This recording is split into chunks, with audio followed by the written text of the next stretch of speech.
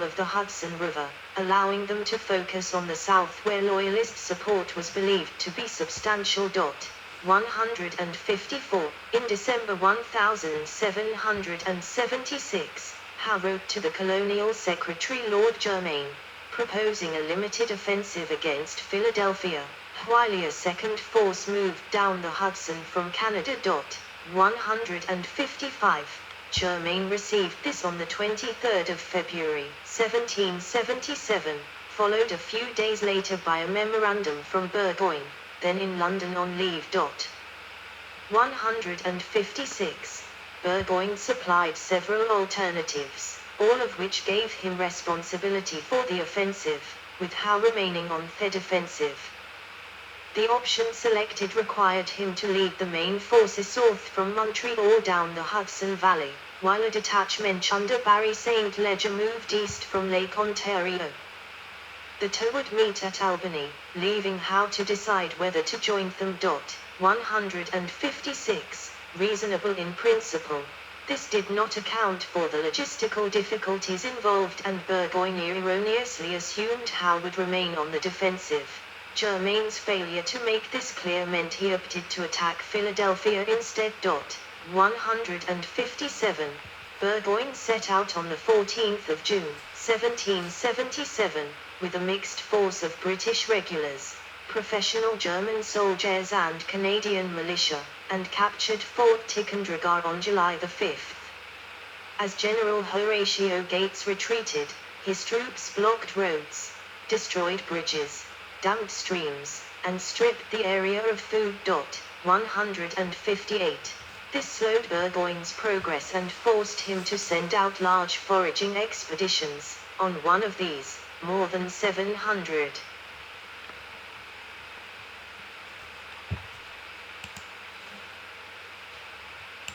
In September 1777, fearing a British army attack on the revolutionary capital of Philadelphia, American patriots moved the Liberty Bell to this Allentown, Pennsylvania church, where the Liberty Bell was successfully hidden under the church's floorboards until the June 1778 British departure from Philadelphia. Today, inside the Zion United Church of Christ in Allentown, the Liberty Bell Museum commemorates the Liberty Bell's successful 9-month hiding in an American Army camp, of 2 British red-coated officers with white pants on the left. British General Burgoyne offers his sword in surrender to the American General Gates in a blue coat and buff pants to the right center, flanked to the right by U.S. Colonel Morgan dressed all in white. Surrender of General Burgoyne at the Battles of Saratoga by John Trumbull. 1821 British General John Burgoyne, L. to General Horatio Gates. October 1777 British troops were captured at the Battle of Bennington on August 16. 159. St. Leger moved east and besieged Fort Stanwix. Despite defeating an American relief force at the Battle of Oriskany on August 6, he was abandoned by his Indian allies and withdrew to Quebec on August 22. 160. Now isolated and outnumbered by Gates, Burgoyne continued on to Albany, rather than retreating to Fort Ticonderoga, reaching Saratoga on September 13. He asked Clinton for support while constructing defense around the town. 161. Morale among his troops rapidly declined, and an unsuccessful attempt to break past Gates at the Battle of Freeman Farms on September 19 resulted in 600 British casualties. 162. When Clinton advised he could not reach them, Burgoyne's subordinates advised retreat. A reconnaissance in force on October 7 was repulsed by Gates at the Battle of Bemis Heights, forcing them back into Saratoga with heavy losses. By October 11, all hope of escape had vanished. Persistent rain reduced the camp to a squalid hell of mud and starving cattle. Supplies were dangerously low and many of the wounded in agony. 163. Burgoyne capitulated on the 17th of October, Around 6,222 soldiers including German forces commanded by General Riedisel surrendered their arms before being taken to Boston, where they were to be transported to England. 164. After securing additional supplies, Howe made another attempt through Philadelphia by landing his troops in Chesapeake Bay on August 24. 165. He now compounded failure to support Burgoyne by missing repeated opportunities to destroy his opponent, defeating Washington at the Battle of Brandywine on September 11, then allowing him to withdraw in good order. 166. After dispersing an American detachment at Paoli on September 20, Cornwallis occupied Philadelphia on September 26, with the main force of 9,000 under Howe based just to the north at Germantown. 167. Washington attacked them on October 4, but was repulsed. 168. From the left armed with muskets, a standing rank of 6 U.S. infantry, a kneeling rank of 6 infantry, then standing facing them from the right are General von Steuben instructing them with his arm outstretched, and 2 officers behind him. General von Steuben. Training Model Infantry at Valley Forge December 1777 to prevent Howe's forces in Philadelphia being resupplied by Z. The Patriots erected Fort Mifflin and nearby Fort Mercer on the east and west banks of the Delaware respectively, and placed obstacles in the river south of the city. This was supported by a small flotilla of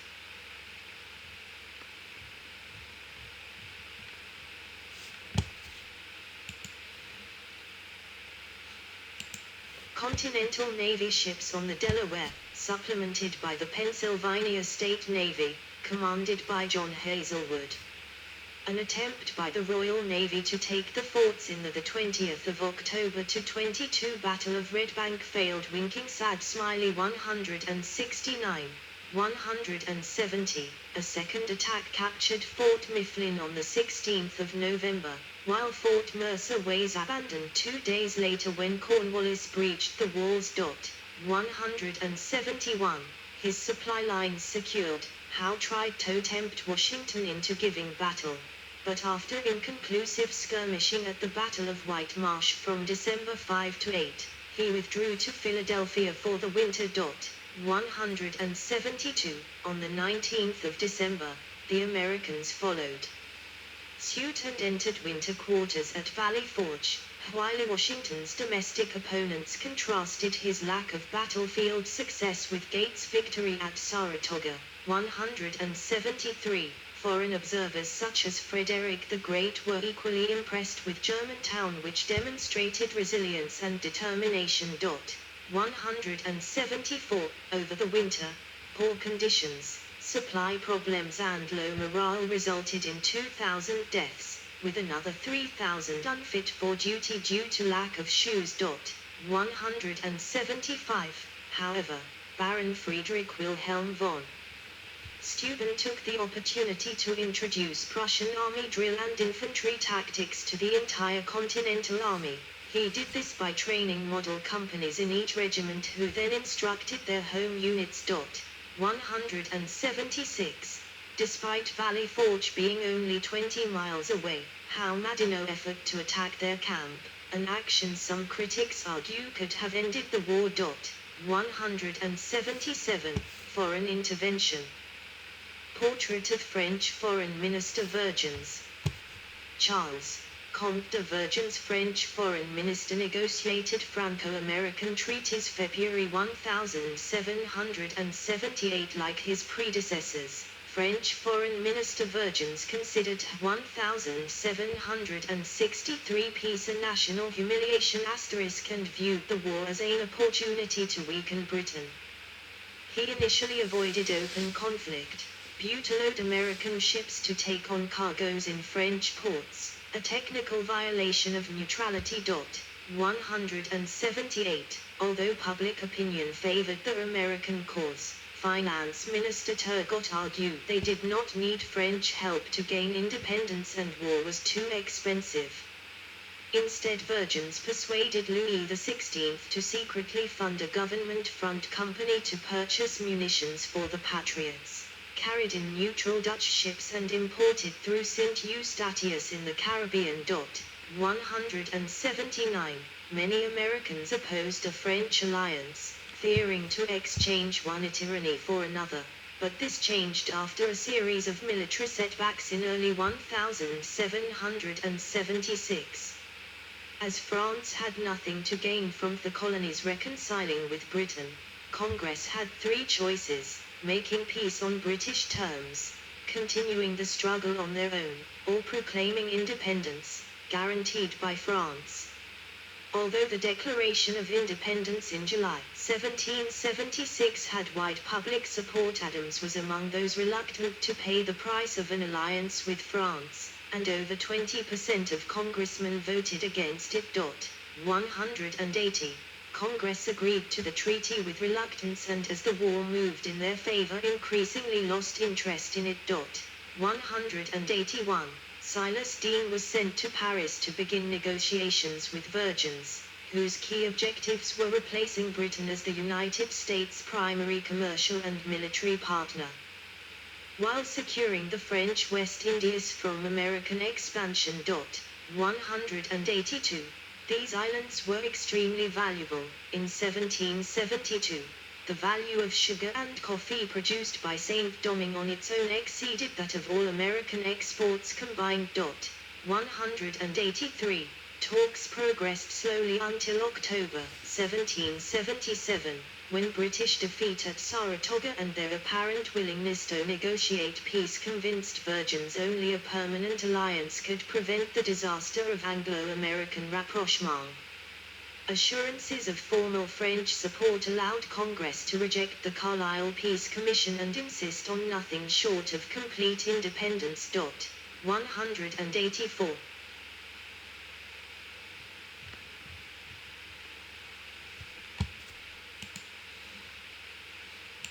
On the 6th of February, 1778, France and the United States signed the Treaty of Amity and Commerce regulating trade between the two countries, followed by a defensive military alliance against Britain, the Treaty of Alliance.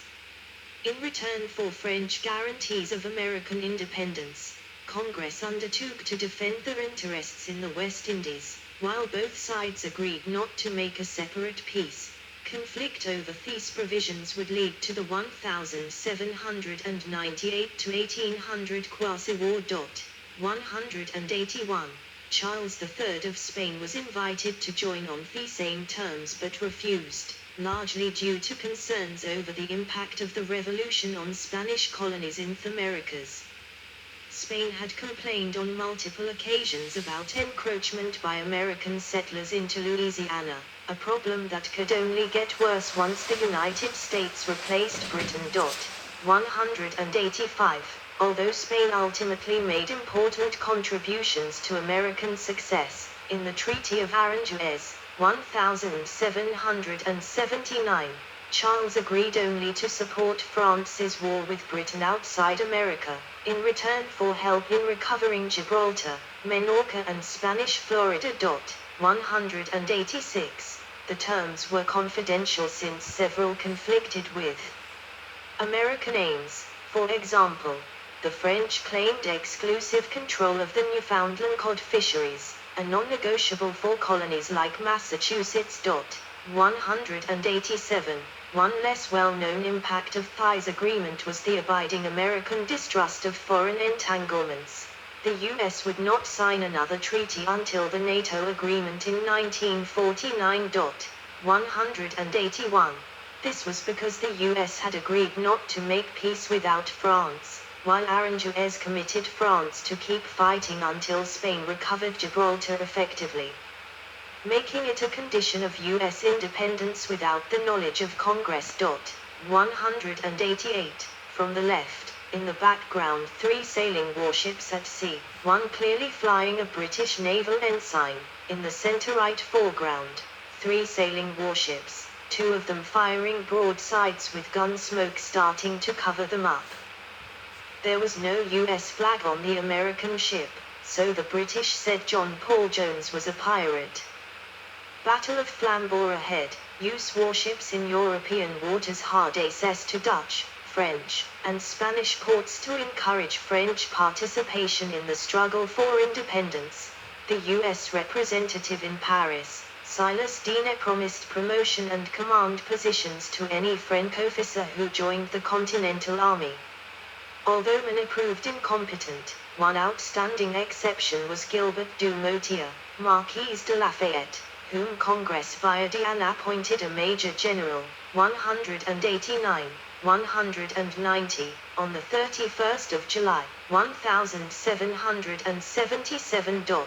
191, when the war started, Britain tried to borrow the Dutch Basicscats Brigade for service in America, but pro-patriot sentiment told the States General to refuse. 192, although the Republic was no longer a major power. Prior to 1774 they still dominated the European carrying trade, and Dutch merchants made larger profits. Shipping French supplied munitions to the Patriots. Thighs ended when Britain declared war in December 1780, a conflict that proved disastrous to the Dutch economy. 193. The Dutch were also excluded from the First League of Armed Neutrality, formed by Russia, Sweden and Denmark in March 1780 to protect neutral shipping from being stopped and searched for contraband by Britain and France. 194.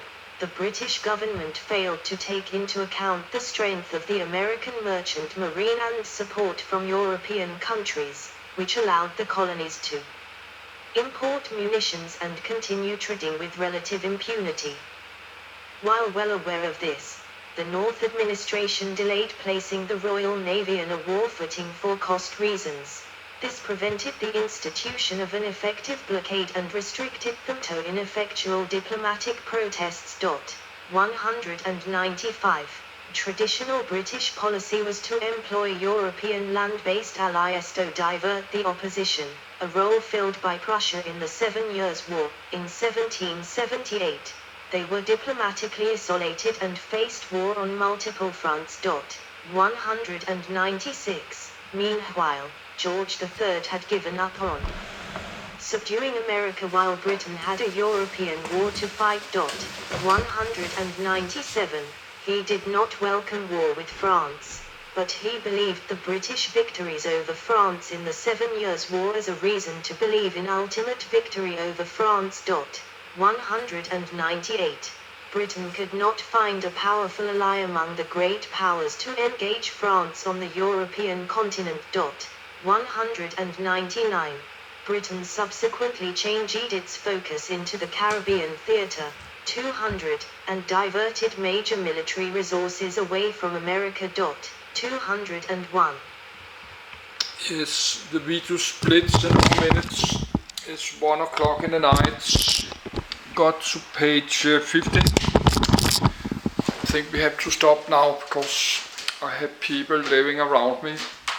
So I will start. That was 4-part video. I will charge this camcorder tonight. Then I will get up tomorrow before 9 AM and continue. But I will need to make a whole new read list just for this. But I like to get back to the Harz and railways, all the railways around there. And then I have to finish that, go back to the computer. We have to spend 1 week to read more about computer, then we could go back to this one. But now it's too late, we need to go to bed.